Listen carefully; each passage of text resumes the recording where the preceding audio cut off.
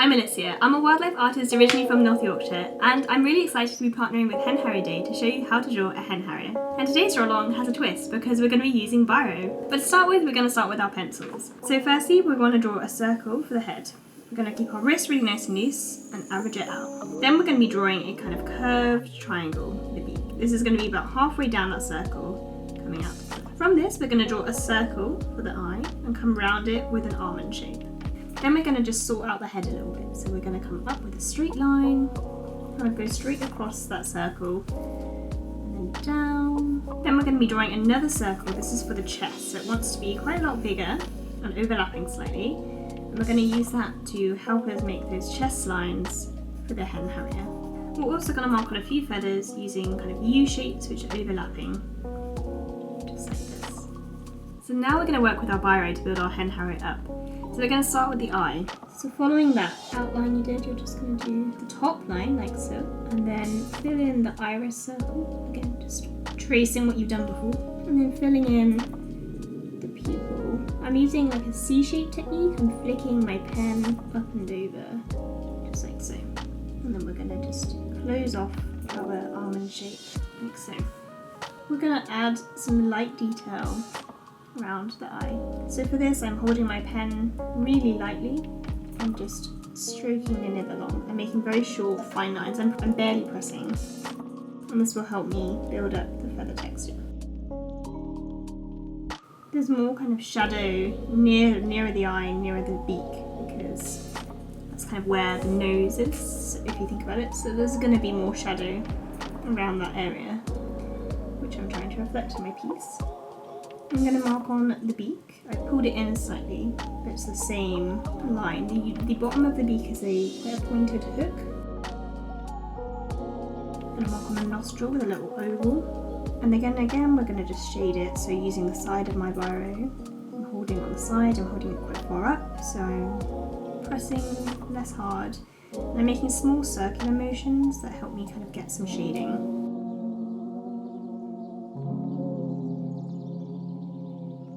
The nice thing about BIRO as well is that you can layer it up. I'm trying to just show off those feathers near the beak by I'm doing like a sort of controlled scribbling for the feathers, especially the ones near the beak. So I'm moving my pen up and down like I'm scribbling, but pressing quite lightly, using the side of the pen and sort of dragging it along the paper.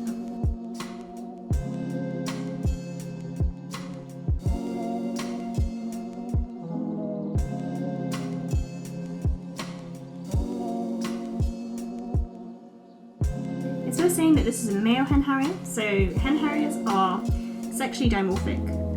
That means that the males and the females look different. So the males are kind of grey, pale, they're sort of whitey grey. Why they get the nickname like Ghost of the Moor.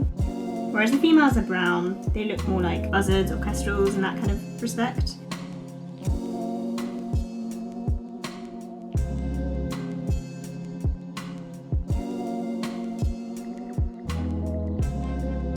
But hen harriers are fantastic because they have this amazing aerial courtship display. It's a food pass. That's why they're nicknamed sky dancers.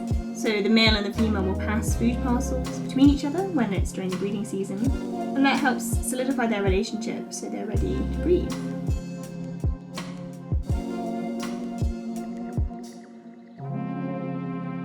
So as you can see, for the ruffles, I'm doing more sort of like almost like lines where I'm just kind of wiggling it. Wiggling the pen up and down.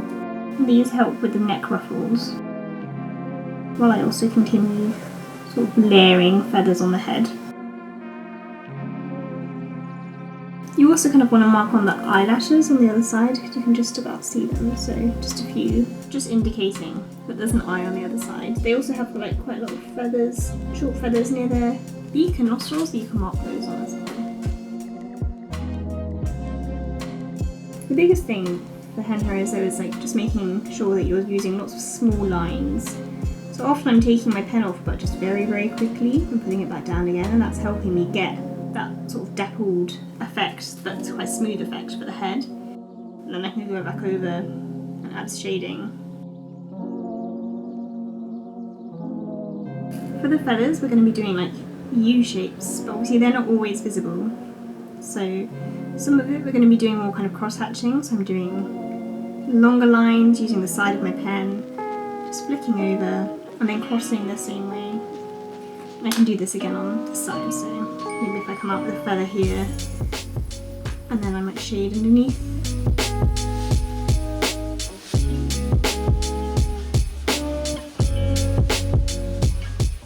A lot of using BIRO is practice, but this is quite good because BIROs are really accessible. Most people have them in their office or just kind of hanging around. And you can use these techniques with pens as well, it's just that they work best with sort of BIROs rather than ink pens.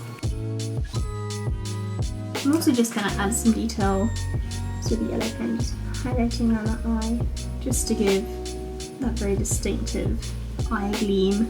It's like the splashes of colour in the male Hen Harrier, they're kind of few and far between, so it's nice to try and get them to come through.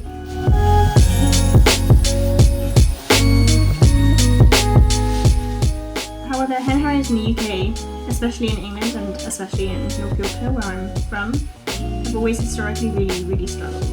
And this is primarily because of rat persecution. It's a very complicated issue because it involves so many different people and a lot of complex emotions. But I think as well one of the biggest issues Hen Harriers face is a lack of awareness. Lots of people haven't heard of Hen Harriers before.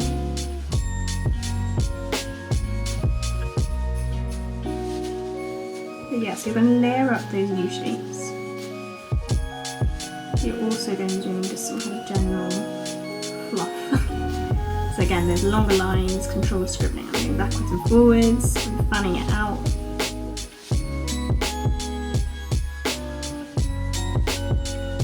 I think the great thing about art is that it's just a great way of just sort of passively educating people about species and hopefully allowing a bit of a dialogue about an issue that is very complicated.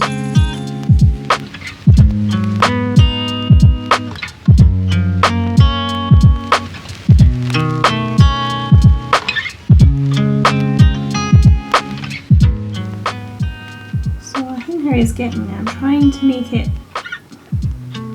lighter on the top, so press it even lighter when I go to the very top of the head because I want that to be obviously where the sun's hitting it. So just adding a bit more shading and depth around the eye. So again, like I said, just going back over what you've done. Like, don't be afraid to layer over your BIRO.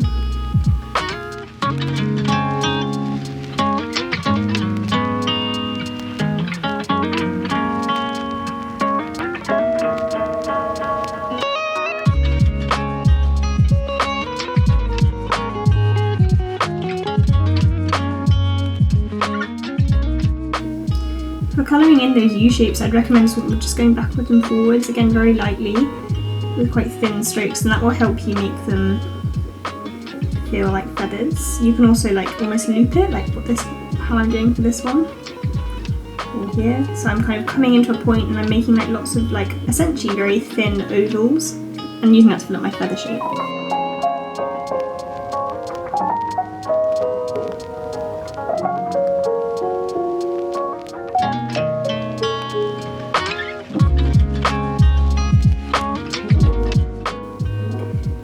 For like the front, I'm just kind of using quite big, loose swirling motions with my pen.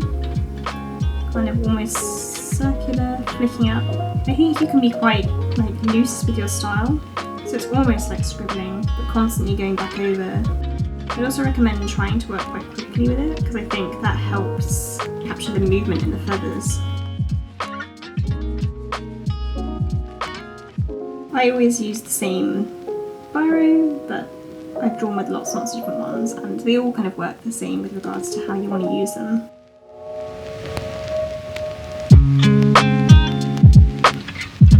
And there you have it, there's your male Hen Harrier drawn in BIRO. I realise this is a little bit different from some of my others, so if you have any questions, please pop them in the comments below. But happy drawing and happy Hen Harrier Day. Bye!